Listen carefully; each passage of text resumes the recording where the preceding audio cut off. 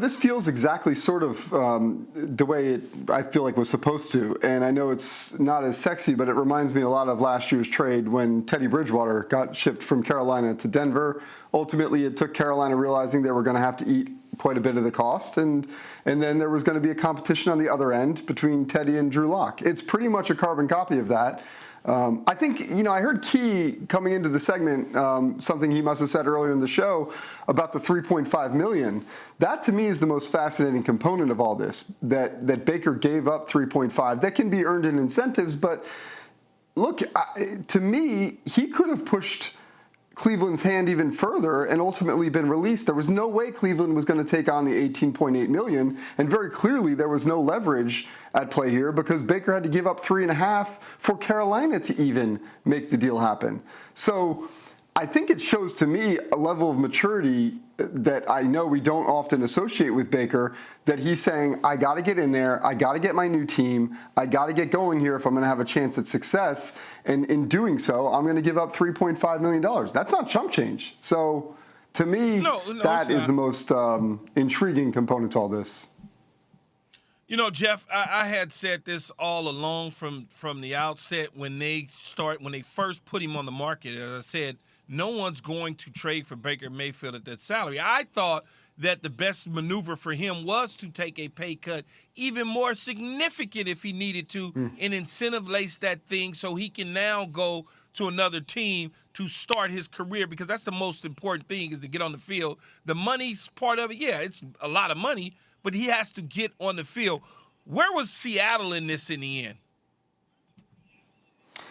I didn't get the sense that they were really coming to the table on this. They were always, to me, lurking in the background no matter what anybody said, that they would have shown some level of interest if it came down to it. But so would many other teams if, for instance, Cleveland said, we're either releasing him or we're going to pay, $15 million of the $18 million. That just wasn't happening. And Carolina, as we know all along, was probably, I don't want to call them the most desperate, but pretty friggin' desperate. You know what I mean? So that is ultimately what got it done. And I didn't get the sense that Seattle was necessarily in the mix in the final days. So, Jeff, with Baker now in Carolina, how likely is it that he will start? And what kind of battle will we see between him and Sam Darnold? I think it is pretty likely. Look, I don't think a team like Carolina makes this trade if they're not saying, we need a clear upgrade when we're already paying Sam Darnold $18.8 this coming season. So if you're guaranteeing that much money to a quarterback and bringing another guy in, it doesn't exactly spell much in terms of optimism. But again, I go back to exactly what happened in Denver last year. Teddy Bridgewater came in. Drew Lock had already had familiarity with the playbook. It was a true training camp competition that lasted probably longer than anybody in Denver wanted to see, and Teddy ultimately won that job. So I really think that that's pretty much exactly how this one plays out. Baker, by the way, one point on this in terms of the competition. Baker was known coming out of college. I would talk to Sean Payton, Sean McVay, these guys that said, this guy has a photographic memory like few others in the NFL. He will pick up that playbook faster than anybody else can. And I think when it comes to such a short window to figure this thing out, that's going to be a very positive sign for Baker Mayfield in this competition.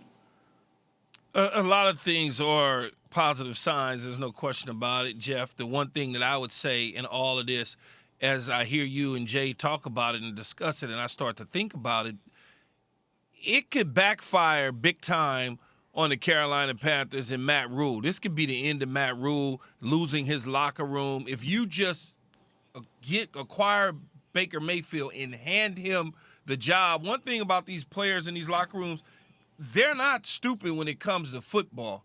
They know a guy is better than another guy. So if a coach made a predetermined decision that Baker Mayfield is going to be the starting quarterback just because he led a team to the playoffs in 2020, and all of a sudden it doesn't turn out that way, Matt Rule could be sent packing he could be the first guy on the bus leaving Carolina before the season even ends if this thing backfires. You cannot hand a job to anyone in the National Football League. It is earned.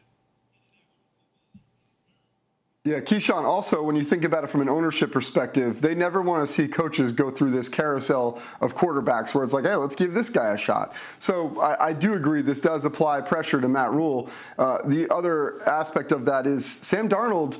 I know he's not like this crazy personality, not like Baker, of course, but he's a very likable player in the locker room. He puts his head down, he gets his work done, and he's a pretty good leader. We've seen it, Robbie Anderson already kind of being like, no, I support Sam Darnold. It's not a knock on Baker, but I was supporting our guy that was here. And I think that should not be understated. These are two guys that are going to come in the locker room and likely earn some respect from teammates. So you're exactly right. Somebody's going to have to go in there and earn this job, and it actually should be a pretty good competition. Jeff, I'm so curious about how the locker room handles this, and we've been talking about, what we would do if we were Baker, about kind of keeping our head down, doing the right things to build the right relationships.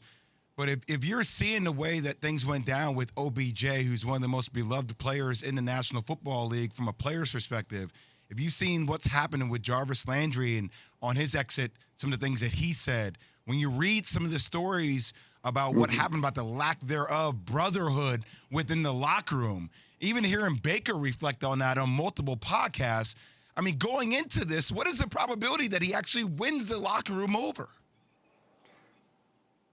Well, Keyshawn obviously knows this well better than I do, but from talking to guys, I know wide receivers, for instance, talk like few other position groups in the NFL. These guys all talk to each other. They know exactly what's going on with different quarterbacks around the league, and they will absolutely have a little bit of a pulse on Baker. Now, let's find out. I think Jay was saying it about Baker. People change. People use their experiences to alter their futures. And Baker is a pretty smart guy, I would think, pretty savvy in that way. So entering this locker room with a fresh start, clearly willing to take that pay cut to do so, maybe he's learned and maybe he can change some minds. Thanks for watching ESPN on YouTube. For live streaming sports and premium content, subscribe to ESPN+.